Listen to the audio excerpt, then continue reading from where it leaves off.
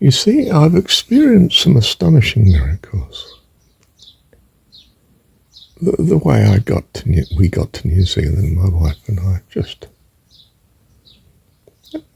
amazing provision, just astonishing. I mean, the finance from a job that was failing, we were just selling goods in hospitals, gifts, not earning my living at the time as an economist, you see, but petty businessman, very petty, can't get lower than a stallholder, you know, in the business world. And I passed a medical, I had back trouble, I had varicose veins, I had a short sight, I still have got all three, but not much back trouble now, and the veins caused me no problem, but the doctor wouldn't have, I mean, they're just astonishing, you know, touch your toes, he wasn't even looking at me when I did not manage it. I just, off the ceiling. He goes, yes, you're fine. I'll send the papers, you know. I just think, how amazing. And jobs thrown at us from nowhere. I mean, I go to a department I don't know and talk to a chairman I've never met before, and he says, can you teach agribusiness? I said, of course, I've never touched agribusiness. I'm an economist, for goodness sake, not a silly business studies, supposed academic. I'm a theoretician, I'm a mathematician, and so on. Supposedly, from my training, I come from Essex. They're LSE, mate. They think they're the tops. So I say, oh, yes. Good. And you know, I'm taking a introduction of a course that is being floated in the university, new, by a chap whose name was Marshall, his surname was Marshall, and my Christian name's Marshall, you see. Interesting coincidence. And he died at short notice. You know, people tend to die at short notice, don't they? Oh, didn't expect that. Thought he'd live another 30 or 40 years, you know.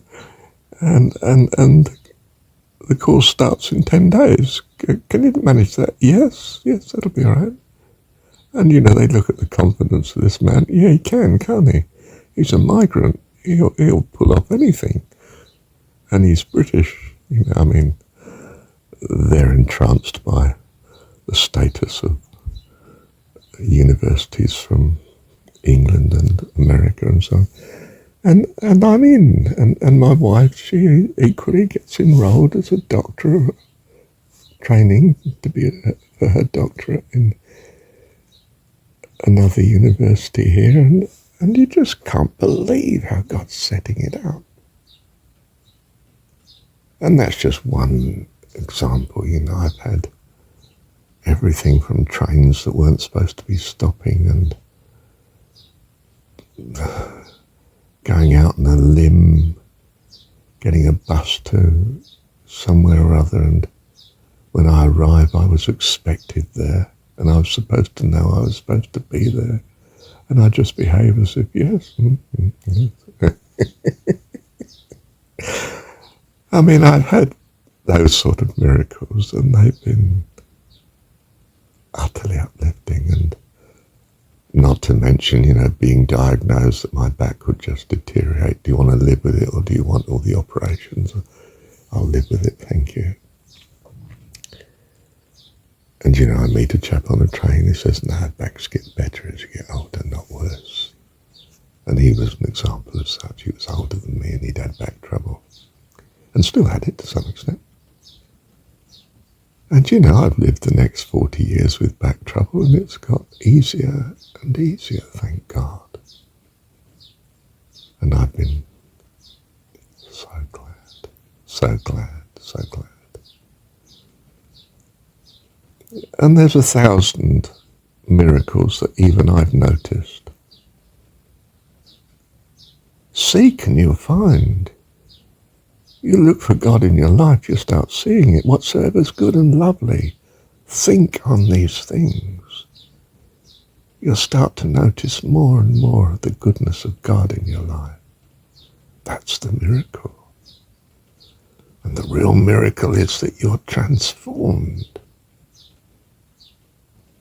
Fancy Marshall wanting to trust in God. What's happened to me, thought he of 24. And 50 years later, he hasn't grown out of it as Mum responded to me when I said, oh, now believing in God, oh, you'll grow out of it. And I didn't dream of telling Dad I was Christian. That would have been just poppycock, rubbish, nonsense, boy. You know, I mean, I didn't know him well enough to talk about such personal things to him anyway.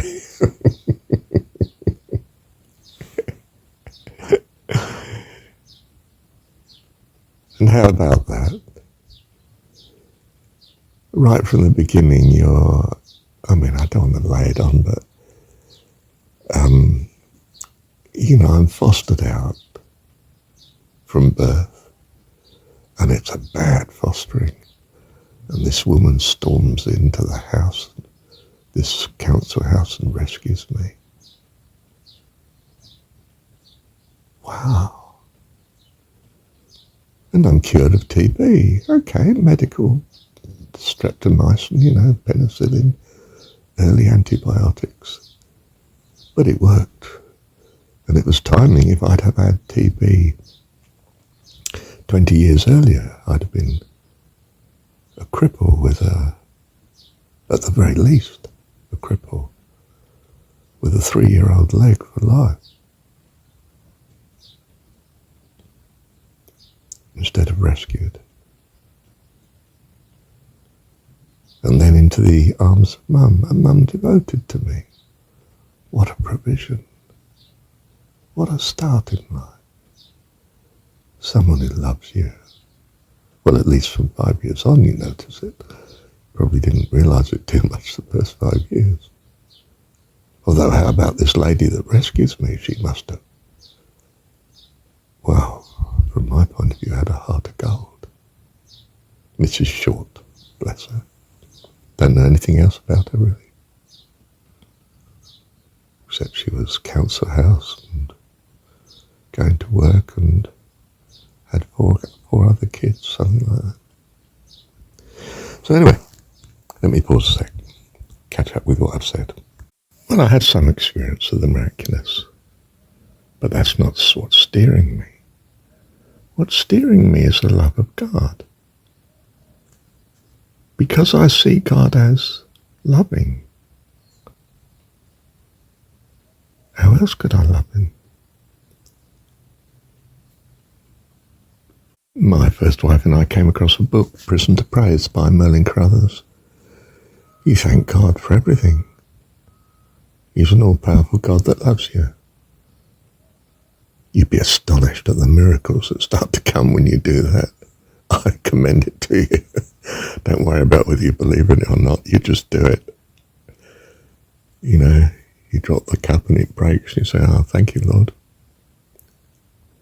You miss the bus and you say, oh, thank you, Lord. Perhaps you got something wonderful. I trust you. My life's in your hands. I love you, Lord. Thank you. It's raining. You're waiting under a tree. And you're next to homeless. And you think, if this rain stops, I'll carry on down the road and have a cup of tea in that country cafe that's down there. And I'm sitting there having a cup of tea. And she's talking to me. I said, well, yeah, I'm actually looking for accommodation. Oh. Upstairs is empty, a flat upstairs over the tea shop. I'd like to have someone in that because there's no one keeping security on my cafe at night when I'm not here. She was an angel, that lady. She would leave stuff in the fridge for me down in the cafe kitchen, the things left over, the cakes and the sandwiches and that from the day that were not sold. And I could eat what I like. A lovely girl. She just took to me this lady who owned the tea shop. And I was teaching in the local school without my family. They were still in Liverpool and I was in Suffolk. Got a teaching job there to help move my family south. And I was there for about 3 months. Absolute lifeline to me, this lady. Well, even the school was, of course. You know, he just employed me on the recommendation of another Suffolk teacher I'd taught for. Oh my goodness, was he a man of integrity? Retired naval officer. Oh dear, was he exacting? But still, I was used to that sort of distant, exacting man of integrity. My dad was that. Oh, but come back to it. Yeah, you should get hold of this book if you can. I mean, it's I don't know, 1960s or something. Merlin R. Carruthers.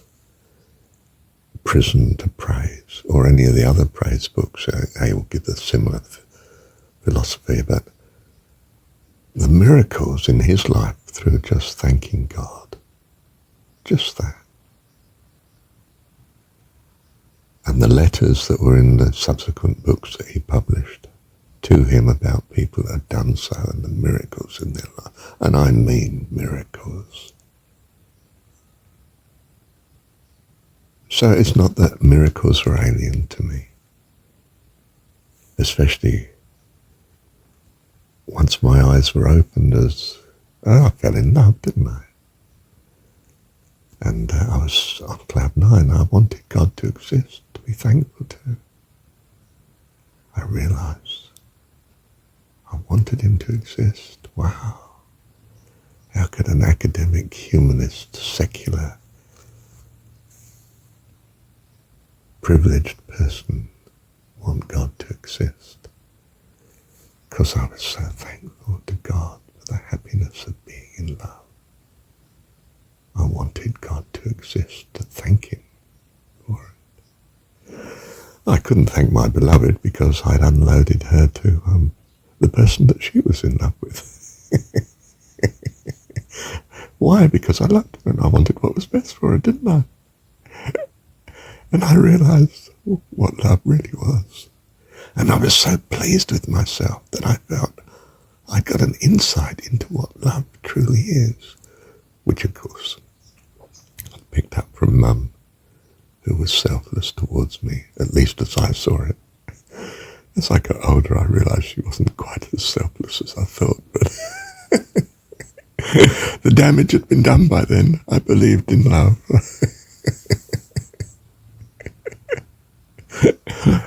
Thank you, Dad. Love you.